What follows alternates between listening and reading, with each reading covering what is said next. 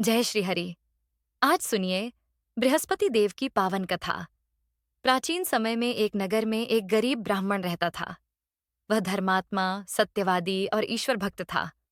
लेकिन उसकी पत्नी क्रोध करने वाली, कठोर वाणी बोलने वाली और पाप कर्मों में लगी रहती थी। एक दिन बृहस्पति देव भिक्षुक का रूप धारण करके उसके घर पहुंचे। उन्होंने विनम्रता से कहा, माता, यदि कुछ भोजन मिल जाए तो दे दीजिए।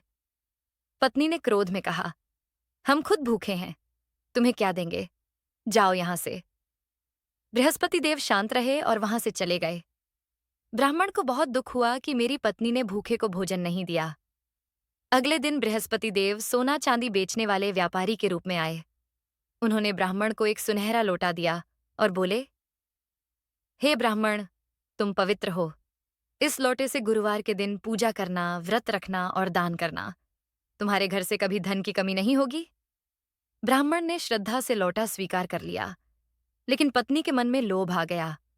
उसने उस सुनहरे लोटे को चोरी से बाजार में बेच दिया। इस पाप से बृहस्पति देव क्रोधित हुए और घर में और अधिक गरीबी बढ़ने लगी। अन्न तक की कमी हो गई और ब्राह्मण बहुत दुखी रहने लगा। एक दिन पड़ोस की एक साध्वी उनके घर आई। पत्नी ने रोते हुए अपने कष्ट बताए। साध्वी बोली, बेटी, तुमने बृहस्पति देव का अनादर किया है। गुरुवार का व्रत करो, कथा सुनो और दान करो। तुम्हारे सभी दुख दूर हो जाएंगे।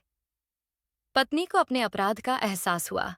अगले गुरुवार दोनों ने मिलकर व्रत किया, स्नान किया, घर की सफाई की, पीले वस्त्र पहने, हल्दी, चना दाल और पीले फूलों से बृहस्पति देव की पूजा की, दीपक जलाया, कथा सुनी और ब्राह्मण को भोजन दान किया। उनकी भक्ति से प्रसन्न होकर बृहस्पति देव प्रकट हुए और बोले, हे ब्राह्मण, जो व्यक्ति श्रद्धा के साथ गुरुवार का व्रत करता है, उसके घर में धन, सुख और शांति रहती है। कभी किसी प्रकार की कमी नहीं आती। देवता के आशीर्वाद से उनके घर में समृद्धि आने लगी।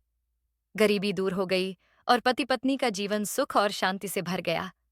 सत्यव्रत की जय, सत्य कथा की जय, बृहस्पति देव की जय।